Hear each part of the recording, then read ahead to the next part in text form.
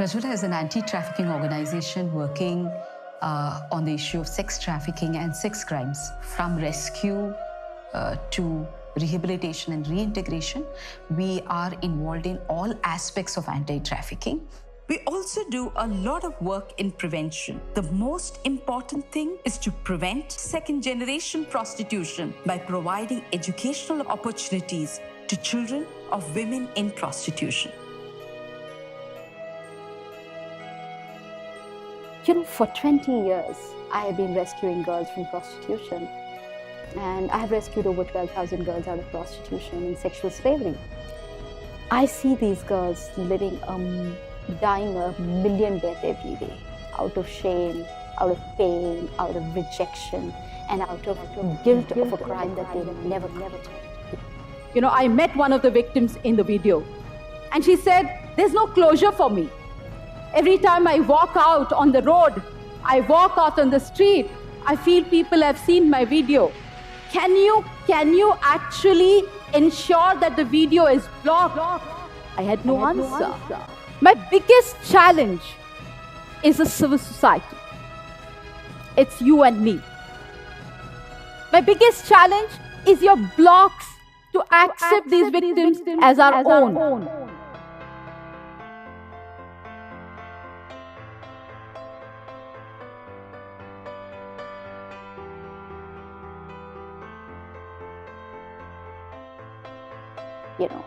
And at the same time, you have these hundreds and thousands of men who have bought them to girls as young as 9, 10, 11 years old. And they buy them, they use them, they rape them, and they don't have any shame or guilt about it. Maybe it was the pent-up anger of the 20 years that kind of took shape of this campaign, the Shame the Rapist campaign, and I said, enough is enough. If I'm here today, I'm here not only as Sunitha Krishnan, I'm here as a voice of the victims and survivors of human trafficking. They need your compassion. They need your empathy. They need much more than anything else, your acceptance. Many times when I talk to people, I keep telling them one thing. Don't tell me 100 ways how you cannot respond to this problem. Can you apply your mind for that one way that you can respond to that problem? Can we start talking to our men, our boys, our fathers, our husbands, our boyfriends, every man in our life, and tell them how to respect a woman's body, that it is not a platform for them to exercise their power? I'm asking you this because no child, no human being deserves what these children have gone through. Thank you.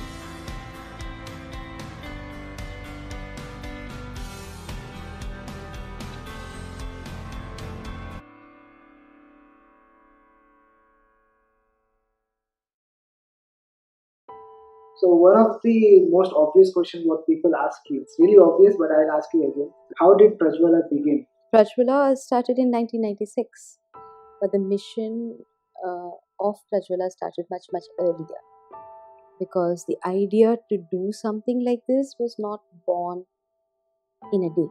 It was built over several years because of several incidents. The final decision to start an organization happened in 1996, largely because there was a red light area here in Hyderabad, which was called as Mehboob Ki Mehndi, which got evicted by a High Court order, and the High Court had removed all the women from that place and first put them in the jail, and thereafter there were a lot of civil liberties groups that got involved and then shifted these women from the jail to a protective home. It's during that time that I started meeting these women, and one of the things that I kind of was talking to them and asking them is, what do you want me to do for you? How can I be of help? Now you must understand that I don't come from a new background. I already had that this is what I wanted to do. So I had taken that decision that I will go to them. It's not like, You had any support like, okay, I have this from I have someone at the back. Something happens to me, there is someone to look up. I think I had. And that support is with me from then to now, my God. I came with this very strong belief that my gods and goddesses, everybody up there are standing for me. I didn't have any human being who stood by me at that time, but I had this very strong God presence that supported me, because it was definitely for people at that time quite shocking. How can she start something like this? Because I didn't have money. I didn't come from a background with social help. My parents are not rich, and I didn't have anything. Like, you guys are all professionals. You have a startup, and you have money already in your hand, and that's how you are starting to do something. I didn't have that. So my only backing was my deep faith, my belief, and my conviction that I have to do this. And so when I went to the women and I said, I want to do something for you, one of the first things they said is, do something for our church. And that's how Prajwala was born. Prajwala was born with the idea of the beginning to prevent prostitution. But surprisingly, and I have to tell you this story because it's a very important story of extraordinary partnership. I do remember the day that I was talking to these women. And I was telling them, listen, we will do something for you. We'll start something for your children, but I don't know. I don't have the money. And so whatever we do with you, you have to join me fully in that.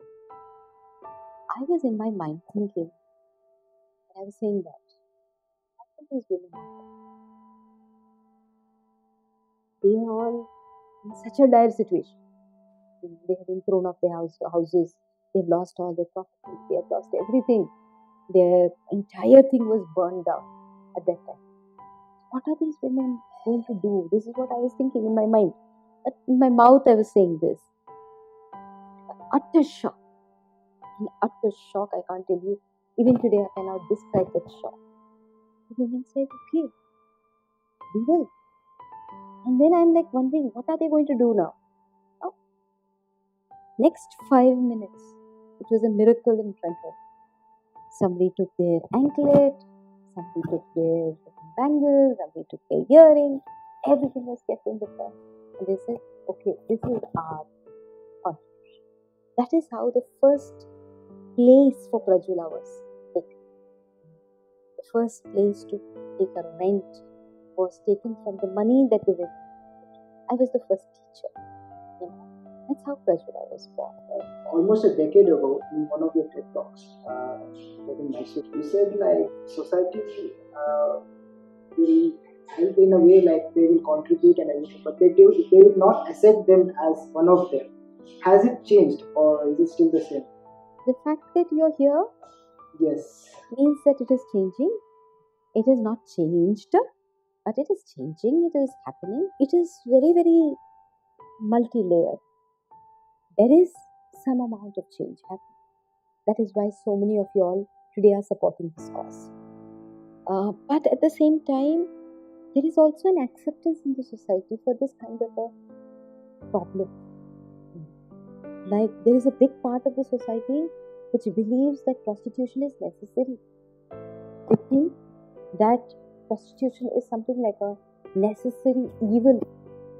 So much so that there are also people who believe that some women should be in prostitution so that their daughters are safe. So they believe that some people should be in slavery so that my daughter can walk freely in the society. With this kind of attitude, which is not changing, it becomes a very, very big problem, because right now one of the biggest problems that I'm facing, apart from society's acceptance, is also that there are people in the society who want prostitution to be legalized, and they believe that the work I'm doing is human rights violation. They think that, why am I removing human beings from prostitution? Why am I running a shelter home? Why am I doing this kind of work? It is destroying the livelihood of people.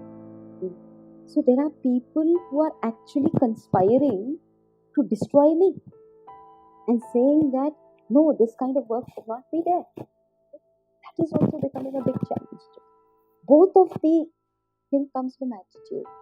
One attitude is she is so fallen, she is such a characterless, moralless person that I cannot accept her. Another type of person says, okay, this kind of moralless, characterless persons are required so that my children are safe. So let us keep doing this. And therefore, if Sunitha Krishnan and people like her are running a shelter or running a program to remove such people, that's wrong.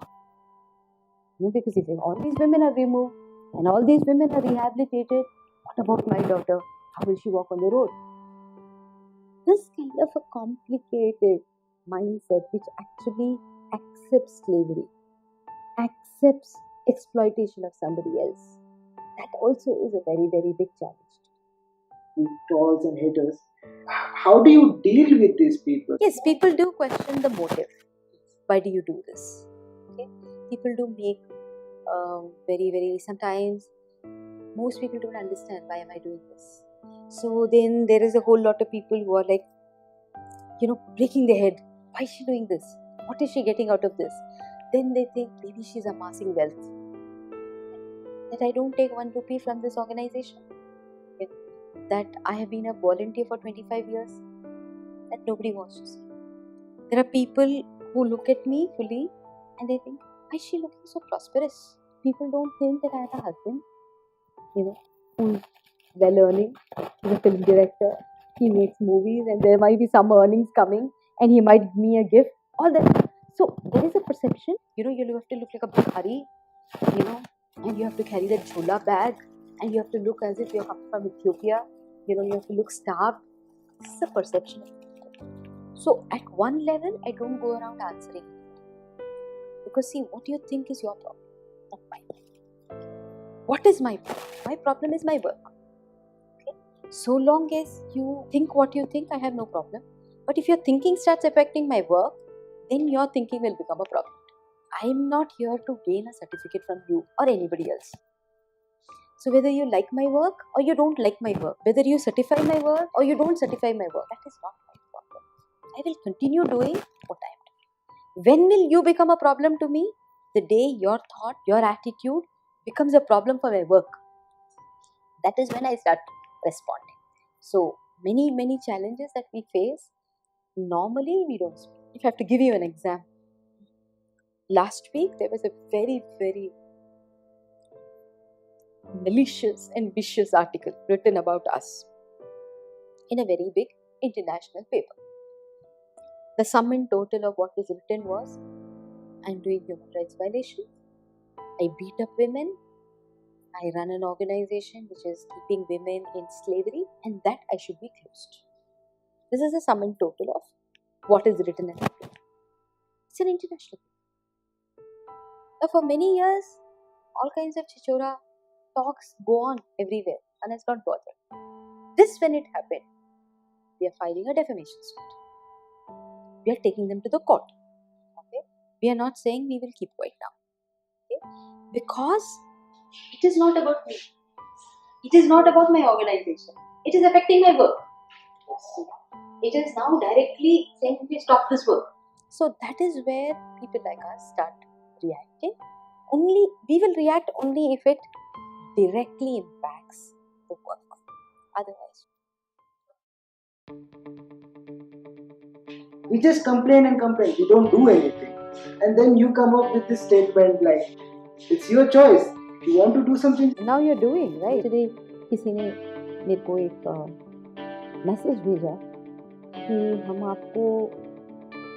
आपके shelter को खत्म नहीं करेंगे, तो आपको तो खत्म करेंगे. I think for kids, education, this kind of education should be necessary and compulsory in each and every school. Right?